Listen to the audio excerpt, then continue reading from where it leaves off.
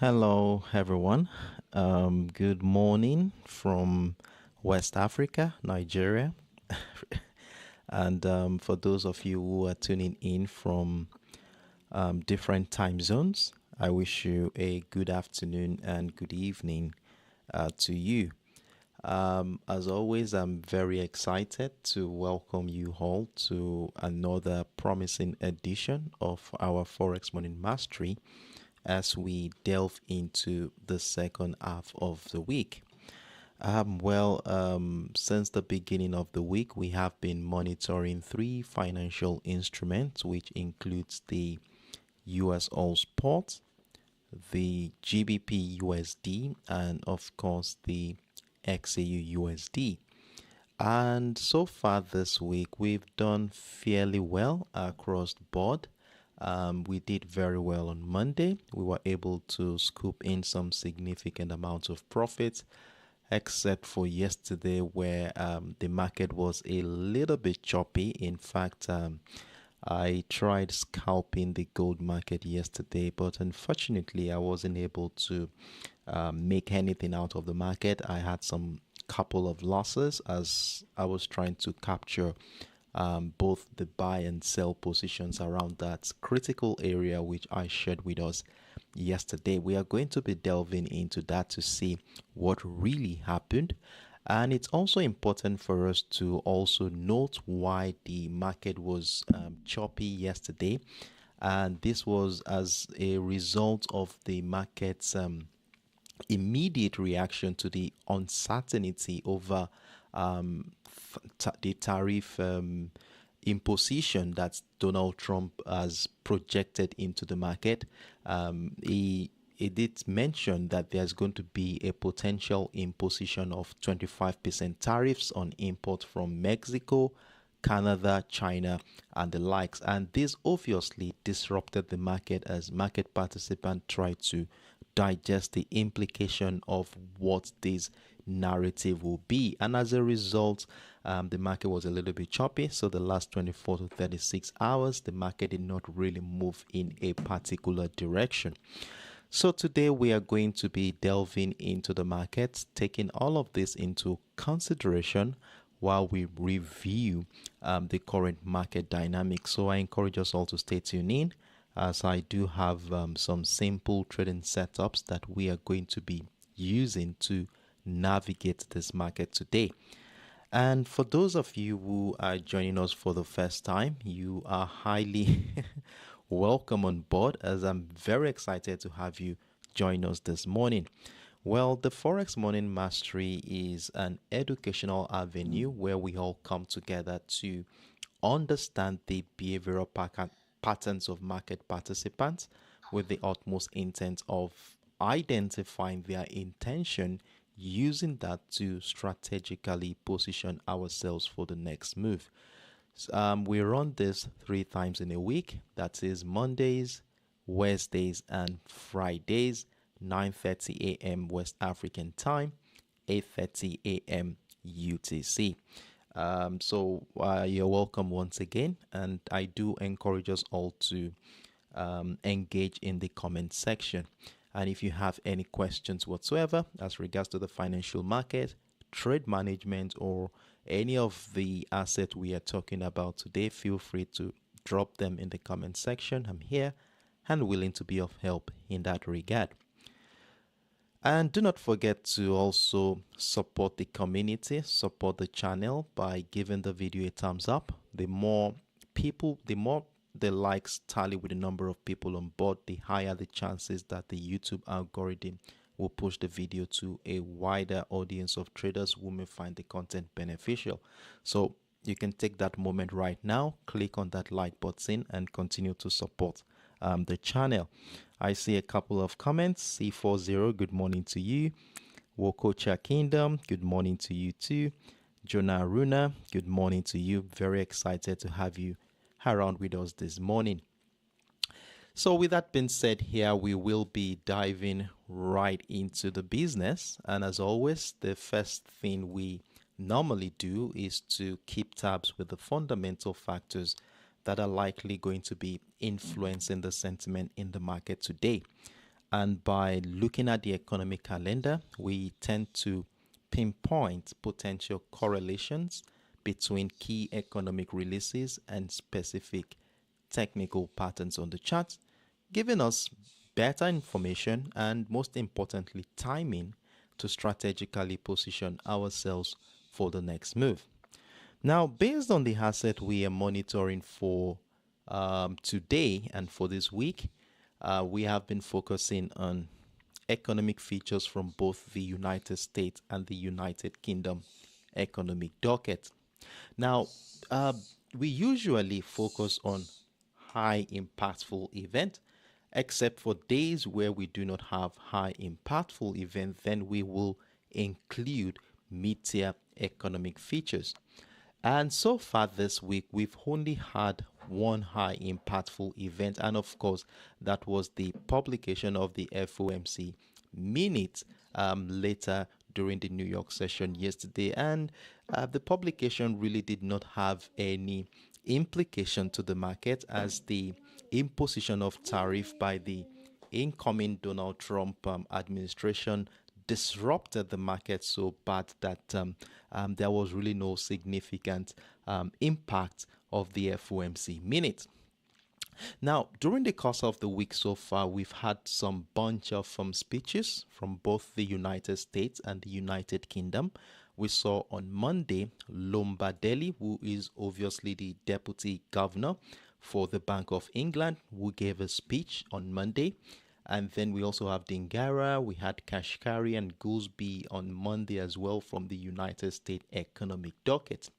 Then I can remember vividly emphasizing that on Tuesday, we should look forward to this mid-tier economic feature, that is the housing pricing index, which obviously gives us an insight into the housing sector of the United States. And as you will see here, the actual data came in at 0.7%, way above the market expectation, and in fact it was above the previous month, which was pegged at 0.4%, giving us a very good signal that the housing sector is robust at this for the previous month. And of course, we expect that this will rub off positively on the US dollar. So except for this, there are no other major events to look out for. Now, as we move into today's trading session, that is Wednesday, November 27, the beginning of the second half of the week, we are looking forward to some bunch of economic features. We only have one high impactful event for today, and that is the gross domestic product annualized for quarter three.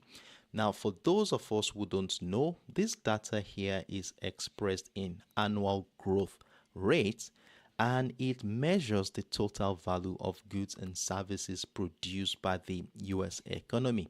In fact, it is considered to be a key economic indicator of the health of the US economy. So this data here is coming in by 1:30 p.m. UTC today. So we are definitely going to be seeing some level of volatility as soon as this report comes in and even afterwards. So we're looking forward to this one. And market participants and economists are projecting a 2.8% expansion for the month of for the last three months. That is the last quarter at 2.8%. So let's look forward to see what the actual data is going to be. If the data comes in higher than market had expected, we are likely going to see a positive traction in favor of the US dollar.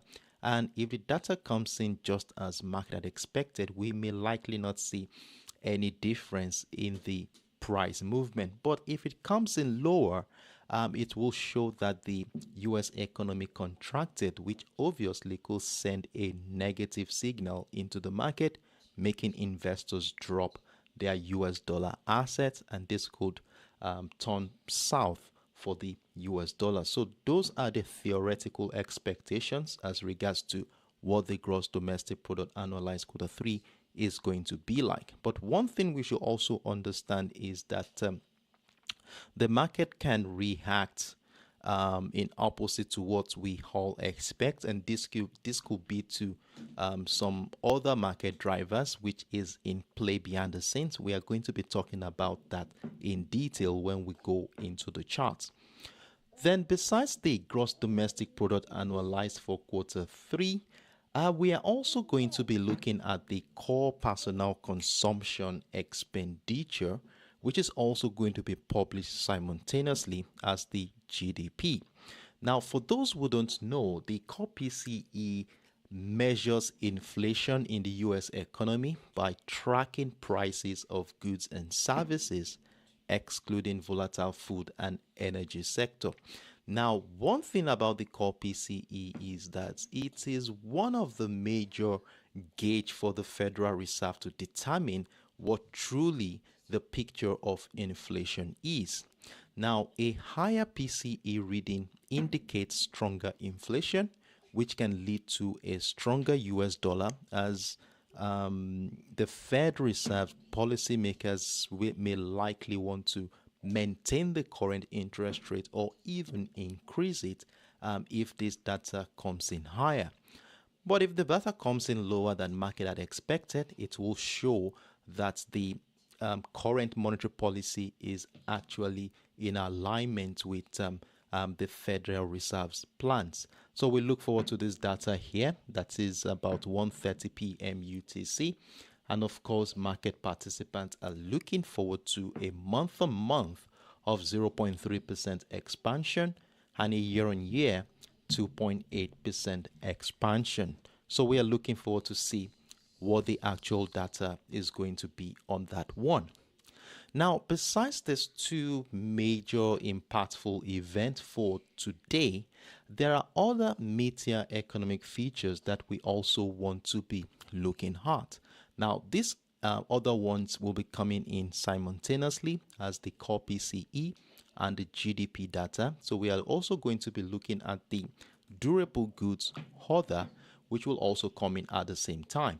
Now, this is a data that measures the cost of orders received by manufacturers for durable goods, which means that goods plan to last for 3 years or more. So we are talking about motor vehicles, appliances, electronic gadgets, and the likes. So we look forward to see what the data is, as it will also give us an insight into the economic situation of the United States. Now, if the data comes in higher than market had expected, it is likely going to influence the US dollar positively. So we are looking at 0.5% projection for the conventional durable goods order, and the one excluding defense, we're yet to have a projection there. And then the one excluding transportation is pegged at 0.2%. So if the data comes in higher, we are likely going to see some positive traction in favor of the US dollar. And if it comes in lower, then we obviously going to be witnessing the opposite.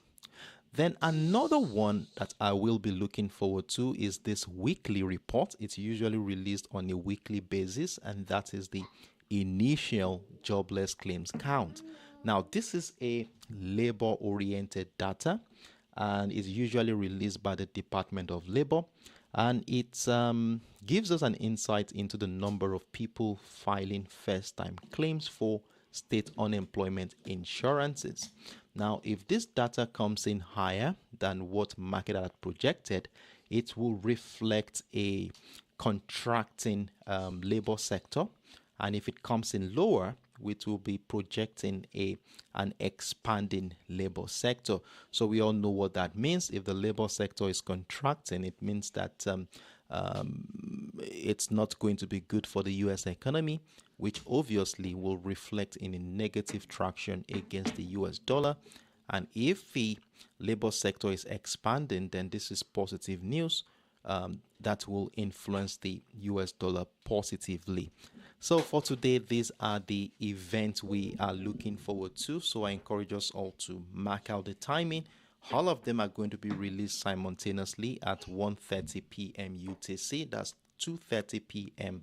local time. So we are definitely going to be seeing some high level of volatility during this time. So what we are going to be doing today is to look out for structural details that will help us to strategically position ourselves for this move.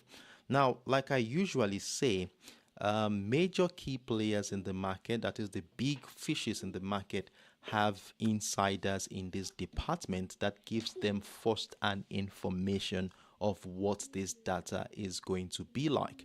Now, due to this understanding, due to this first-hand information, they gradually build up a position ahead of this event, and this build-up of position usually reflect on the chart as structural patterns that we as retail traders can use to understand the direction of where the big players are going, giving us a clue and making us strategically position ourselves for the next move.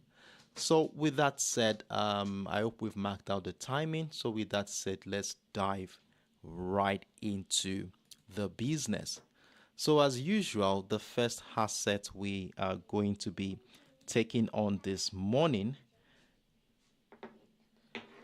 is the USOILSPOT, and of course it has been quite a choppy start to the week. Remember, we were looking out for buying opportunities at the beginning of the week before sellers came into the market during the later part of the, I think during the first couple of hours of the New York session on Monday, giving us some traction to the downside. So for the sake of clarity and for the sake of those who missed out on Monday's trading Forex Morning Mastery session, let's run through what we were looking at. So pardon me, I will not be going into the higher time frame. We already done that on Monday, so we will be focusing on our execution time frame, which is the 1 hour time frame. But if in any way you want to look at the previous analysis, that is the top-down analysis, I will suggest that you watch our video for Monday's session. It's somewhere on my channel, so you can check it out after the session. So On the US All Spot, this is one of the things we saw on the structural details, and one of them is the ascending trend line, which is reflecting here on the 1 hour time frame right here. Let me highlight it so we can see. So this was the ascending trend line we were looking at the beginning of the week. And then secondly, we had price action trading above our key level for the week, which was at this $70 mark, as you will see here.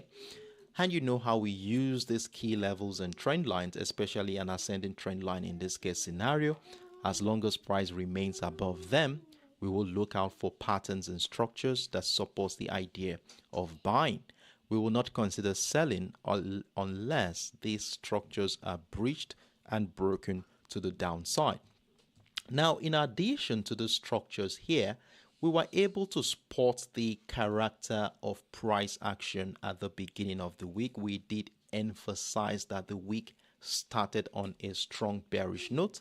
This was where price started at the beginning of the week around the $71.42 level, giving us our resistance line for the week.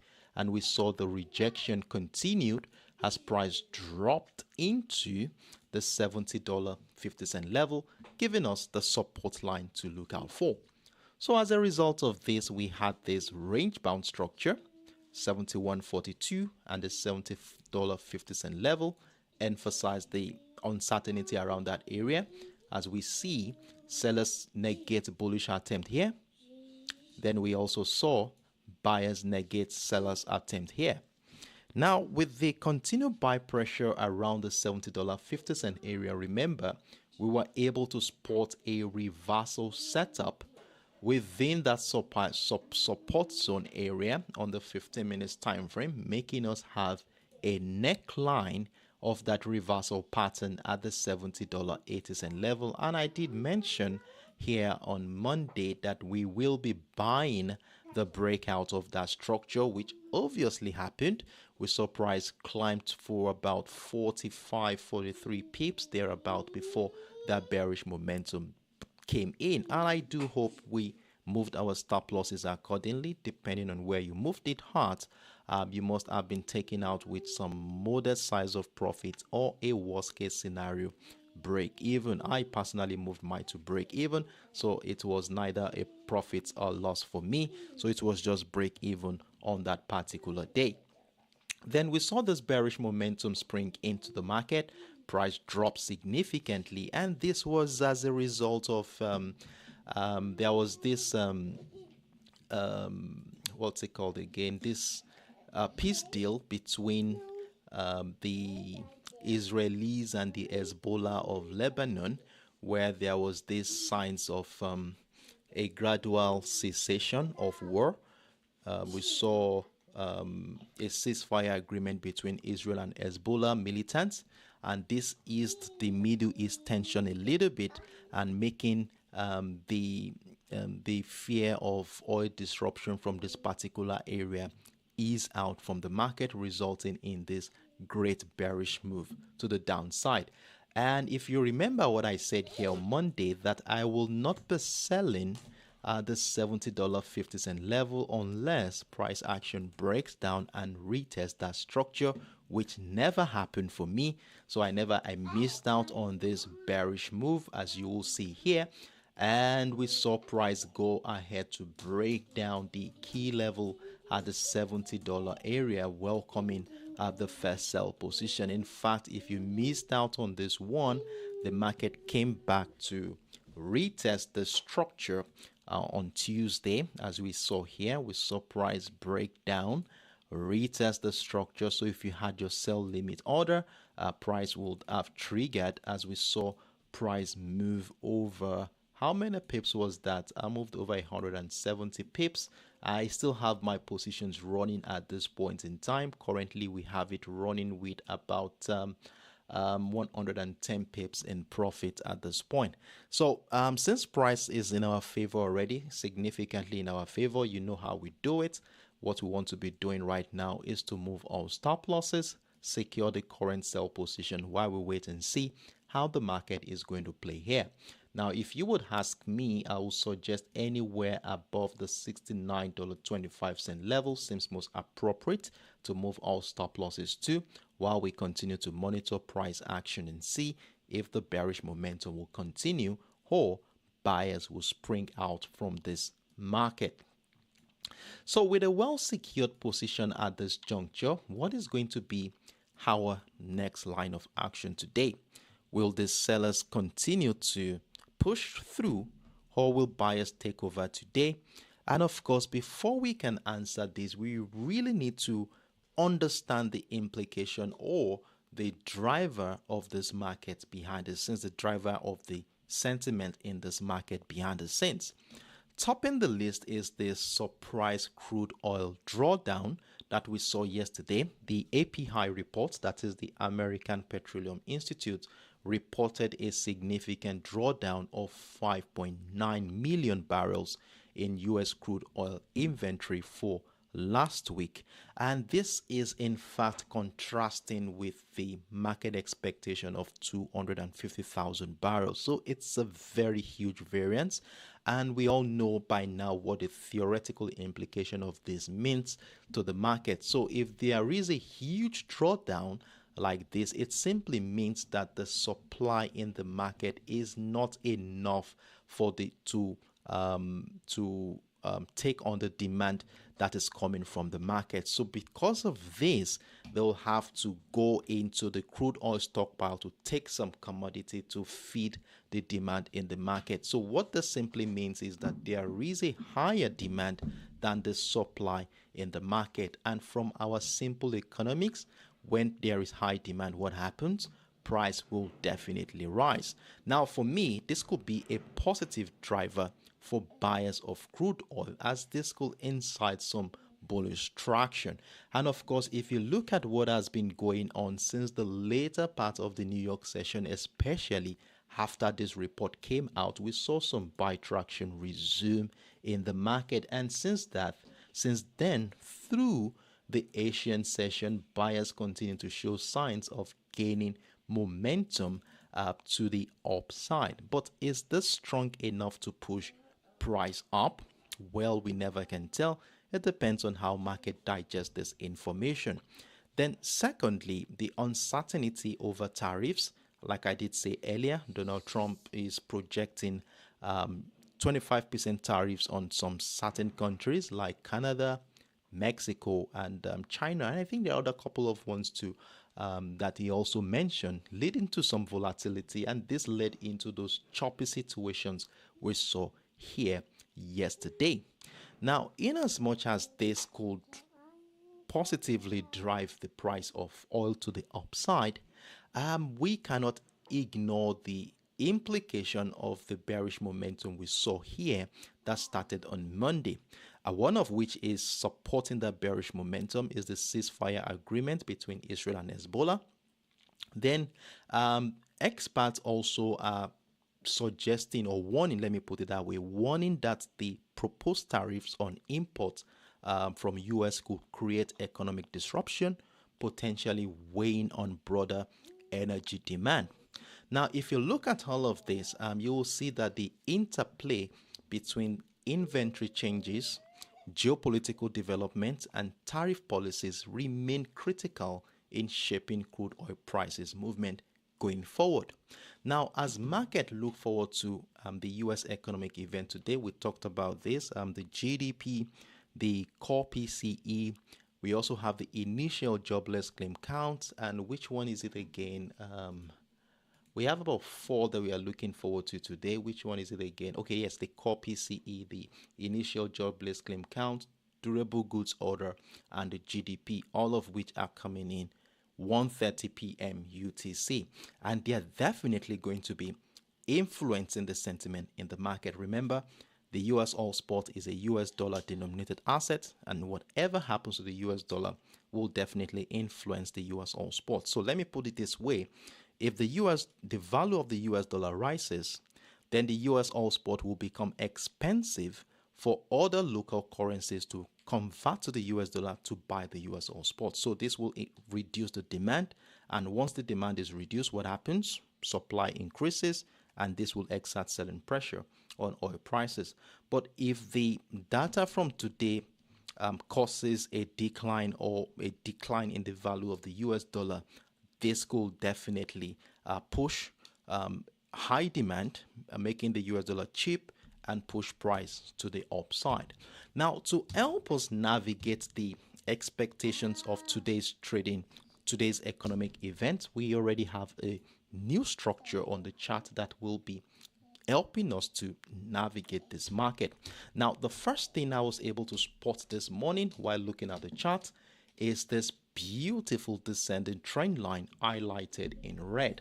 So you can see here that since Tuesday's trading session, price action has been, since the New York session on Monday, price action has been trading below the descending trend line. So we can see ever since this engulfing bearish candle broke through, we saw price come back to retest, and the inability of buyers to break through is a beautiful signal that sellers are still strong in this particular market. And of course, as long as price action remains below that descending trend line, we shall continue to look out for patterns and structures that supports the idea of selling. Now, the only condition that will make us buy is for this descending trend line to be breached and broken to the upside.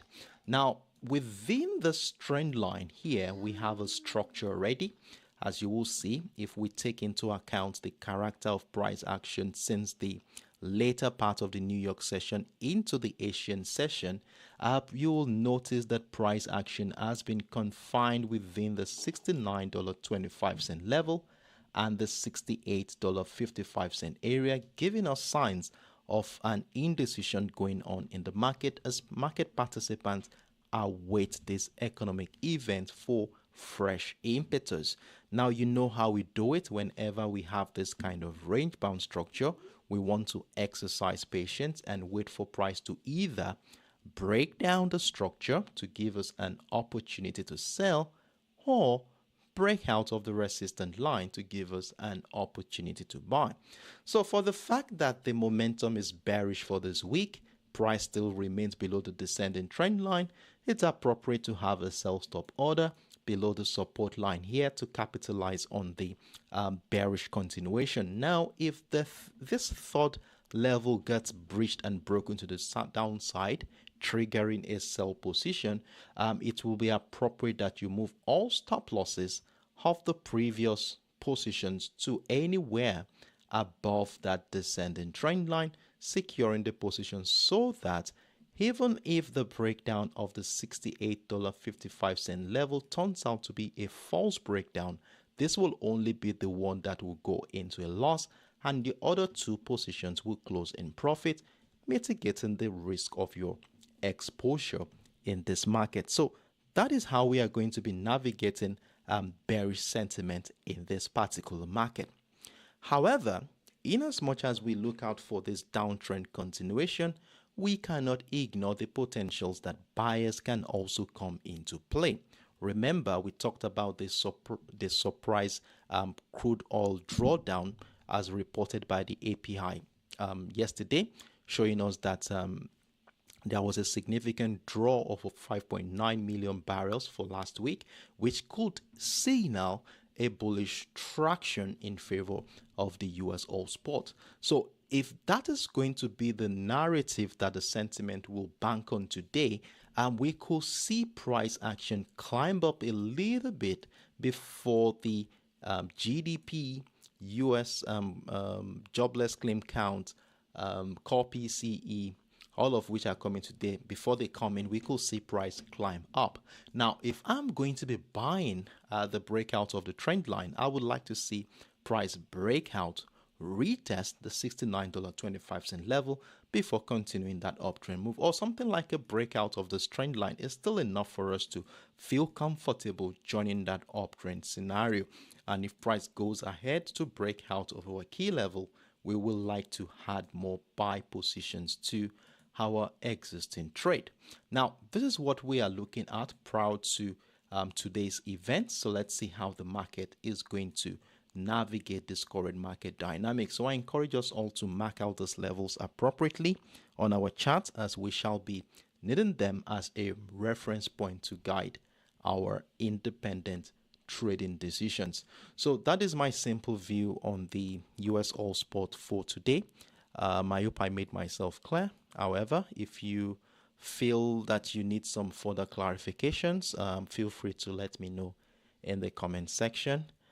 So I'll take the next 5-10 seconds off. Let's see if there are any questions before we move on to the next asset.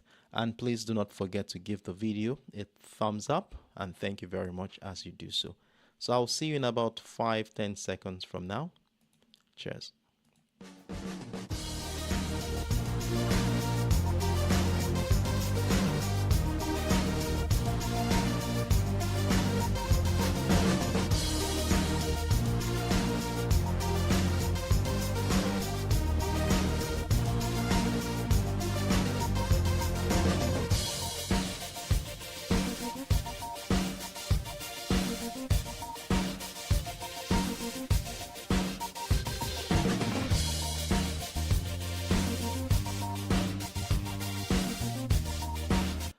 Okay, so I see your comment. Hadini Babalola, good morning to you. Okay, I'll take that as a compliment. Thank you very much. Yes, we really need to catch up. I think we missed out on our timing for last week, I guess. We could still do something to this week. We'll chat on WhatsApp privately on that one. Okay, so in the absence of no questions, I want to assume that we are all on the same page here, and I do hope you've marked out the structures accordingly. That descending trend line there is really going to be playing a significant role today. If that trend line gets broken to the upside, it will trigger a bullish signal. And if price continues to trade below that descending trend line, then the sellers are still very strong in the market. And then we will be looking out for selling ideas. So that is that on the US All Spot. I wish us all the best of luck on that particular one. So with that said, let's move on to the next asset on our watch list. Stay tuned in.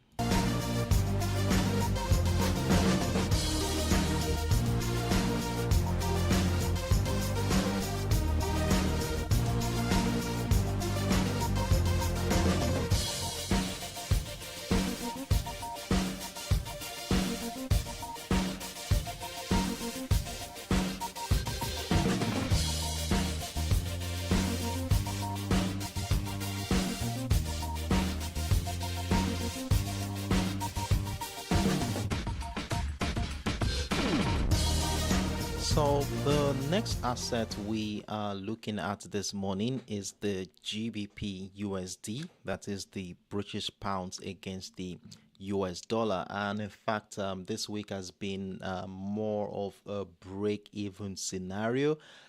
The first day of the week was more of selling, and then yesterday we begin to see some bullish traction, which was favoring the British pounds, and this was coming in as a result of a lot of sentiment behind the scenes from the diminished Bank of England rate cut expectations, where we have seen that there is now a lowered expectation that the Bank of England may likely cut interest rate next month, lending support to the pounds as this could increase activities. And then we also saw the hawkish remarks from the Bank of England's officials, most especially the Deputy Governor, that is Lombardelli, on Monday, where he did express the need for more evidence of cooling inflation before considering additional rate cuts, which for me is a very, very good signal for the British pounds, as those who had invested in the British pound will not want to drop that unless since the Bank of England's deputy governor has said that there is a condition before cutting interest rates, so making the return on investment still on the table. Now, the other side of the pond, that is from the U.S. economic docket, we've seen in the last couple of days that the rally of the U.S. dollar has stalled a little bit, maybe as a result of profit-taking activities. Those who had capitalized on that strong momentum may have been taking some profit off the chart, as we saw the US dollar in the last couple of days go through a consolidation phase. And another thing that could have stalled that bullish momentum could be the anticipation of the US core PCE, the GDP data, the US jobless claim count, and of course the durable good order, helping the British pound to leverage on to find some momentum in the last 24 to 36 hours. Now, let's look at what is going on, what we did at the beginning of the week, and what's decided our decision. So, for me, at the beginning of the week, I recorded a loss. Remember, we had a range bound structure identified here, where price was confined between the 1.26070 and the 1.25720 level. Now, during our live session on Monday, I had this sell position triggered. I initially had a sell position triggered here, went to a loss. I also had the buy position triggered here. It also went into a loss before we saw the breakdown retest of the structure to incite this bearish move to the downside. And in fact, I moved my stop losses immediately. Price move over 60 pips because of the losses I incurred at the beginning of the week, so that I can just be on break even on that position. But with even though I closed that, it was still in a loss. I was in a loss on my British USD portfolio. Then I did updated us yesterday with a new structure. Remember, for those of you who saw my commentary on my Telegram platform, I marked out a new structure, that is the trend line. I did emphasize that it's going to be playing a significant role in guiding our trading decisions. And you know, if price trades below the trend line, we will be looking out for selling ideas. But if it breaks out of the trend line, then that will be a good signal to join an uptrend move. And look at how price broke out of structure. That was yesterday, the first hour of the New York session, came back to retest structure later in the day to continue that uptrend move, giving us a 2 buy positions active at this point. So three, I guess is 3, or we have one here at the 1.254, which is in profit. We have the 1.25720, which is also in profit, and the 1.26070, which is currently in a loss of about 12-13 pips. However, in total, it's still on the positive side for us. And for those of you who stayed faithful and capitalized on this opportunity, well done and kudos to you. So if you still have a buy position active at this moment, kindly move all stop losses and secure the position. I'm suggesting anywhere around the 1.258. Let's secure this profit while we wait and see how the market will build up position ahead of today's economic event. Now, in as much as I have said earlier that the path of least resistance for the British pound remains to the upside due to the diminished Bank of England interest rate cut expectations, hawkish remark from the Bank of England's deputy governor, and of course the subdued momentum in the rally of the US dollar, there are still other factors here that could still favor the US dollar. Now, I talked about earlier how Donald Trump has pledged to impose tariffs on goods from Canada, Mexico, and China, which has a strong tendency of boosting the US dollar, and it could pressure the British pounds during today's trading session or for the later part of the week. Then secondly is the US dollar still remains supported by less dovish remarks by the Federal Reserve officials and their confidence in the easing of inflation. And there's also, we remember last week we saw a very good labor market. So today we're also going to be looking forward to what the initial jobless claim count is going to be. Now, will there be another interest rate cut from the United States? Well, we don't know yet. But from the speeches we've had so far, they've said that there's going to be a gradual pace in cutting interest rates going forward. So for me, at this juncture, we are at a critical point where the market will likely focus will likely shift to the release of the U.S. economic data for today, which could provide fresh cues for both the pound and the US dollar. And in anticipation of this event, you will see that we are at a crucial juncture. Remember, this was our key level for this week, which is exactly at the 1.2600 area. This was the key level we identified at the beginning of the week. And of course, we talked about how this level have played a significant role in determining the direction of price action in over how many months now. Let's look at it again. 4 hours time frame. Okay, I think it's on daily time frame. Yes, it's on a daily time frame. Okay, we went to as far back as 2023, May of 2023. Now look at how beautifully this 1.26 area had played a significant role in determining the direction of price action in the last 1.5 years. It was a selling niche at some point. Let's look at it together. Selling niche around this area. Then in the month of June, it was more of buying, and then later on in August, sell. Then we saw a huge consolidation between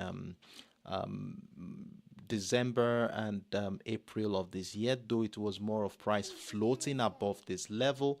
And then since the beginning of the month of May, price had continued to trade above this level. That's about June, July, August, September, October, November. That's about 6 months. Price had continued to trade above the 1.26. Now, the last couple of weeks, I've seen price action come back into the 1.26 area. And one interesting thing about this level is how beautifully it shares a confluence with a 2-year trend line we marked out around this area. So you can see how crucial it is. And since the beginning of this week, price action has been consolidating, oscillating around both the key level at the 1.26 and that ascending trend line, making it a critical juncture in this particular market. Now, depending on how price reacts to this area will determine what our next line of action will be. Are we going to see buy pressure persist, where it will respect the trend line one more time to continue the uptrend move, or will price action break down the 1.26 area to incite a sell-off? Well, if the data coming out from the United States is so strong today, we may likely see sellers come into play, pushing price to the downside. But if it comes in negative, we could see price climb to the upside from this area. So it's a very crucial juncture. So we need to exercise a lot of patience, looking out for structural patterns that will give us clue of where price is likely going. Now, with that information there, let's scale back down into our execution time frame. Now, on the 1 hour time frame, which is our execution time frame, I strongly see the potential of an uptrend scenario, especially after price action had broken out and even retested this trend line that we have marked out since the beginning of the week. So we can see what happened here. We saw price breakout, retest of structure, and it's as if price is going to the upside. Now, in addition to this one is the fact that ever since price action tested the 1.25 area, every attempt by sellers to break through the structure had failed. And as you will see, during the process, price had continued to find higher lows, as you will see here, as every attempt we saw resulted in price climbing to the upside. Now, if we want to acknowledge these pivot lows and connect it, we have a beautiful ascending trend line to work with going into the second half of the week. And as long as price remains above this trend line, we shall maintain a bullish bias in this particular market. So this is what we are looking at to guide today's or the second half of this week's session. So we will continue to maintain a bullish bias above the trend line here. And even if we start seeing selling pressure come in from this area, we could see price drop into this trend line, then continue that uptrend move. So the 1.26 area has been a strong selling niche since last week Thursday, as you will see. So we shouldn't get any concerned if sellers come in again. It could be price dropping into the trend line to continue that uptrend move. So let's be mindful of that. Now, if this seller's selling pressure becomes a platform to incite bearish momentum, where will be most suitable for us to join a sell based on this current structure we have here? For those of you who have been with me for a while, you know what we are going to be looking out for. Definitely, we need to see this trend line breached, broken to the downside, before we can start considering selling. So I would like to see a breakdown retest of that trend line before I can consider selling, and that's the 1.255. So let me put that level right there. So we have it at the 1.255, and I will show you how that level has also played a significant role in recent times. So we have I will give this a different color. 1.2550. That's 555, right? 550. So I was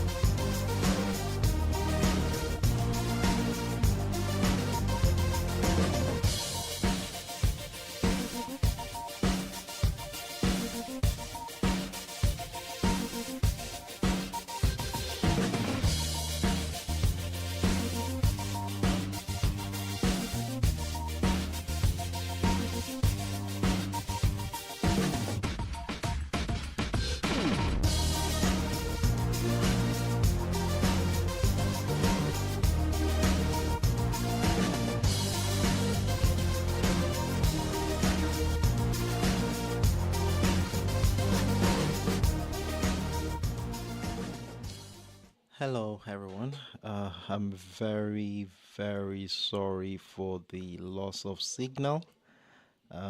We had a little bit of technical issues from both from our end and from YouTube as well. But thank goodness that things are back on. I hope you can hear me clearly. Please, I would love to get some feedback from you in the comment section. So if you can see my screen and